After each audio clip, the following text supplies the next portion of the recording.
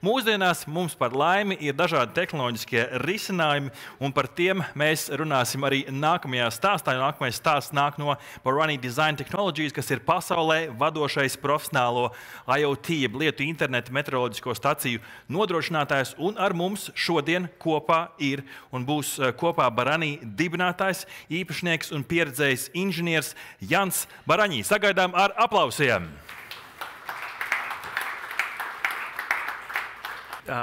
Thank you for inviting me. That's okay. And, That was planned. Paldies par uzaicinājumu. Šī spēle bija ar ķeršanu, bija paredzēta. Mans vārds ir Jans Barani, es pārstāvu Barani Design Technologies, un mēs veidojam meteorostacijas. Un taisam tās pēc iespējas robustāk, un to es gribu parādīt arī ar šo trubiņu, ko palaižu apkārt. Es runāšu par sensoriem, datu pārvaldību, meteostacijās, kā tās var palīdzēt lauksaimniecībā un kā mēs tās izmantojam, lai lauksaimniekiem zaudējumi būtu mazāki un varētu plānot labāk.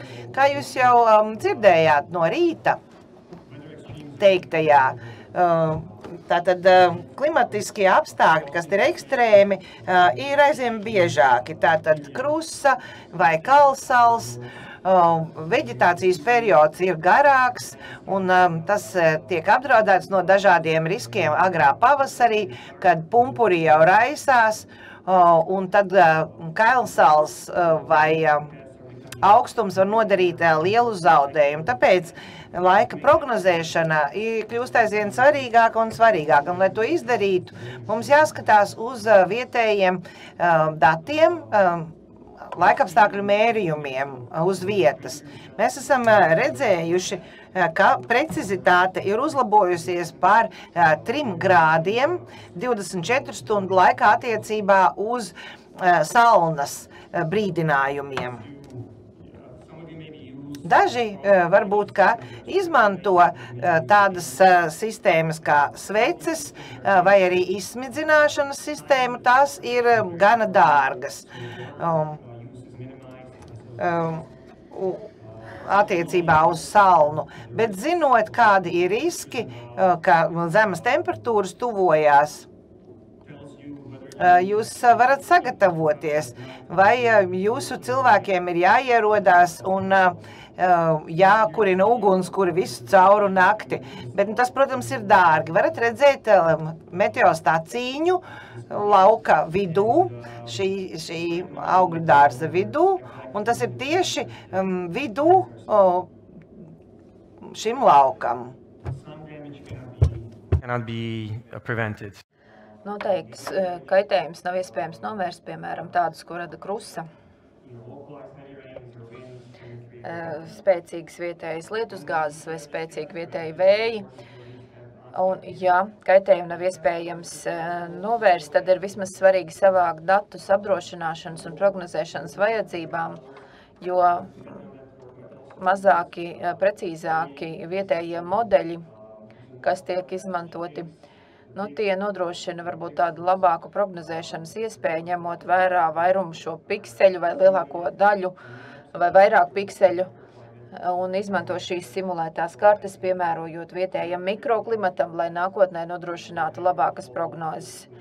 Tomēr jāsaka, ka nevienmēr visu ir iespējams prognozēt un ka beigās daba pati lemj. Bojājumiem ir pakļauta ne tikai augi, bet arī mūsu laikstacijas, jo daba ir daba, un mēs redzam, ka tur ir gan putniņi, gan zirnekļi, kas var radīt bojājumus. Ir ļoti svarīgi, lai būtu augstas kvalitātes laikapstākļu stacijas, un tieši to mēs arī piedāvājam. Mēs nodrošinām precīzus mērījumus, atbilstoši Pasaules meteoroloģijas organizācijas kvalitātes standartiem, kas ir visaugstākie standarti, lai jūs varētu izveidot atbilstošu tīklu, ko var iekļaut arī meteoroloģijas iestādes tīklā. Šīs nav tādas stacijas, kādus minēja Toms, stāstot par to, ka staciju kvalitāte nav pietiekama, tur ir mākslīgi palielināti vai samazināti šie rādījumi. Piemēram, mums ir dati no Oklahomas, kur bija vētra ar krusu, vairums sensoru tika bojāti, un mūsu sensori izturēja šo pārbaudi. Es arī parādīju to aizsargu, aiz kura atrodas mūsu meteoroloģiskās stacijas, lai parādītu, kas ir iespējams. Mēs sensorus un visu pārējo aprīkojumu pārbaudām visekstremālākajos apstākļos, piemēram, kalnos Slovākijā. Es spēju izturēt šos laika apstākļus, kā arī atrašanos uz lauka. Mēs izmantojam simulācijas tehnikas, lai pārliecinātos, ka mērījumi ir pareizi un ka sensori atbilstoši darbojas visos iespējamos apstākļos. Šeit ir video. 4000 metru augstumā kalnā vēja sensors, ko nevar pat atpazīt. Mēs dzirdam, ka vējš ļoti spēcīgi pūš, un šis sensors ir spējīgs izdzīvot arī šādos apstākļos. Šeit ir Salna, Slovākijā, pirms 3 gadiem. Man liekas, ka -6 vai 7 grādi pa nakti bija. Un sprinkleru sistēmas aizsala. Mēs redzam, kā sensori ir pārklāti ar ledu, bet sensori darbojās pilnīgi normāli. Visu nakti sūtīja rādījumus, lai atbilstoši varētu iestatīt aizsardzības sistēmu un arī izslēdzās atbilstošā laikā, nevis priekšlaicīgi. Tomēr mēs redzējām kaut ko tādu, kas iepriekš nebija konstatēts. Tā kā mērījumi bija ļoti precīzi, tad, piemēram, ja tiek izmantotas sveces aizsardzībai pret salnu, tiek runāts vai tiek stāstīts, ka dūmu dēļ palielinās temperatūra. Bet no reāliem mērījumiem mēs redzējām, ka tā nav, ka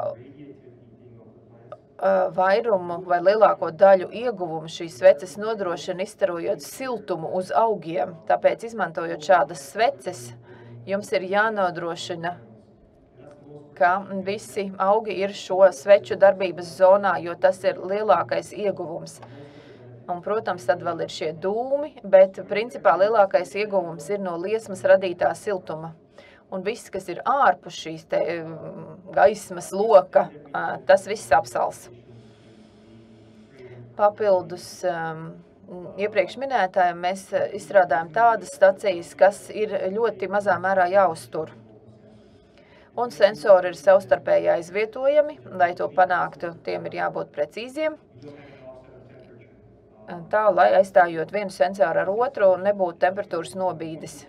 Teiksim, ka viens sensors rāda par 0,2 Celsija grādiem zemāk nekā cits jaunais sensors, un tad jaunais sensors pēkšņi ziņo, ka palaukstinās temperatūra.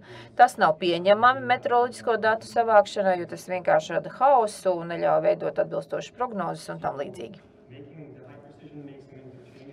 Augstā precizitāte nodrošina savstarpējo aizvietojamību, un apkope bieži ir ļoti vienkārša. Prieti ir jāizvieto tikai viens sensors ar otru, nav vajadzīgs apmācīts personāls, tam vajadzīgs tikai 5 sekundes.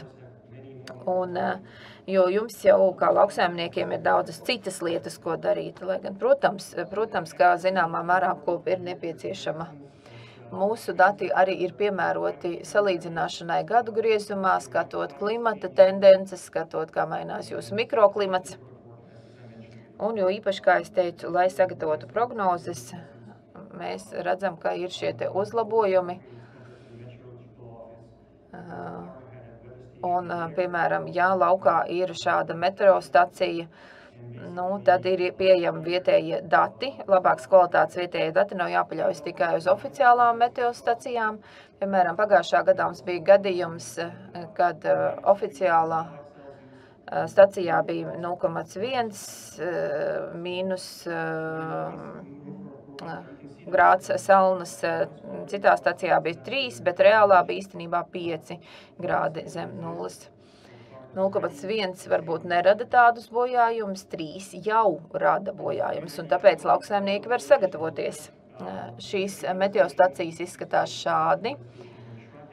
Mēs paņēmām tādu lielu profesionālo meteostaciju un samazinājām mērogu, atvieglojām uzstādīšanu, apkalpošanu. tās kļuva vienkāršākas, bet vienkārši mēs saglabājām Pasaules meteoroloģiskās organizācijas noteikto datu kvalitāti, lai būtu atbilstoši mērījumi. Šeit jūs redzat citātu no Austrijas meteoroloģijas dienesta. Apsveikuma man pirms Ziemassvētkiem, ja tā varētu teikt. Tātad tika norādīts, ka mūsu meteostaciju darbības rezultāti tiešām ir unikāli, pārsteidžoši. Tas ir unikāls gadījums meteoroloģijas un lauksaimniecības jomā, proti, ka var ar tik lielu precizitāti nodrošināt šos mērījumus. Te jūs redzējāt ierīci, kas netika apkopta 2 gadus. Ir arī video, lūdzu to atskaņot. Lietus mērierīce. Tātad noturīgi pret vibrāciju, lai nebūtu nepatiesi mērījumi, ko rada vējš, kratot šo ierīci. Es varu arī parādīt reāli, bet, ja, protams, ir milzīga kratīšana, tad varētu būt nepatiesi rādījumi, teiksim, 20 cm diapazonā. Tātad šeit mums ir neapkopta ierīce 2 gadus, 1 centimetrs ir uzkrājušies nosēdumi, un veicot rekalibrāciju, mēs redzējām, ka atšķirība datos bija tikai 3%. Tagad jūs redzat, ka ar šiem jaunajām konstrukcijām, jaunajiem produktiem ir nepieciešams ļoti maz apkopes, un tagad būs arī pieejami lietus mērierīces, neliela izmēra, nebūs jāpērk vesela laikapstākļu stacija, tad šīs mazās ierīces varēs izvietot pēc vajadzības. Ir iespējams mērīt arī lapu mitrumu, augsnes temperatūru, augsnes mitrumu, to visu var aprēķināt. Arī, piemēram, pumpuru temperatūru, ja ir salna. Mums ir tīkls, kurā ir vairāk nekā 1200 laikapstākļu staciju. Tas ir tāpēc, ka ir ļoti vienkārša uzstādīšana, ir augstas kvalitātes dati, vienkārša apkope. Lauksaimniekiem ļoti vienkārši izmantojums šīs stacijas ir. Šeit jūs redzat mūsu tīklu, galvenokārt esam Eiropā, bet arī citās pasaules daļās. Mums arī ir Nāves ielajā, Antarktikā, arī Alpos, augstu kalnos mūsu meteostacijas. Liels paldies! Tas bija īsumā par mūsu sniegtajām iespējām. Jautājumiem jūs citsmēram varat jautājumus uzdot arī latviski, pateicoties mūsu lieliskajiem tulkiem.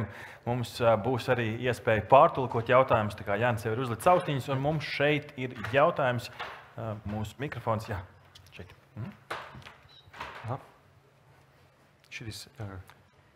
No. Okay, go ahead. Yep. Yeah, hello. In English, no problem. Okay. Uzdošu angliski. Tur bija ļoti īsi, jūs parādījāt slaidu ar tensiometru. Varat parādīt šo? Un ko jūs domājat, kāda ir situācija?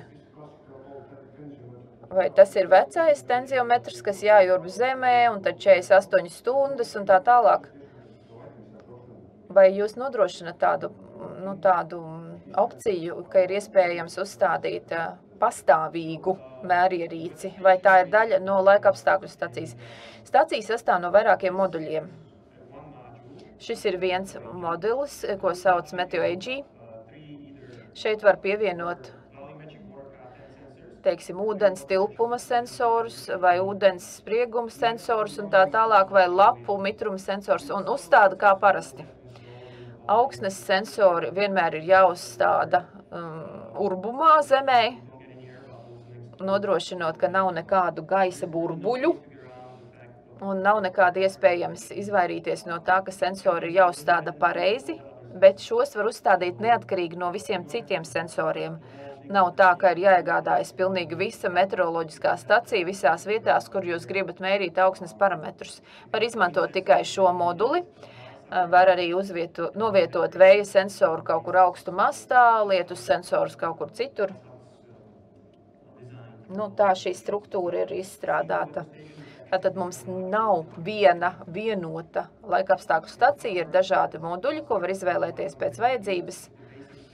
Mēs sākām strādāt ar Meteo Helix, kas ir tāda pamata stacija lauksaimniekiem, kas mēra saules radiāciju, mitrumu, spiedienu un tam līdzīgi. Nu, var sākt ar šo pamata opciju. Un mums bija klients, kas sāk ar šo tiešām pamata opciju, bet pēc tam iegādājās vēl 18 ierīces.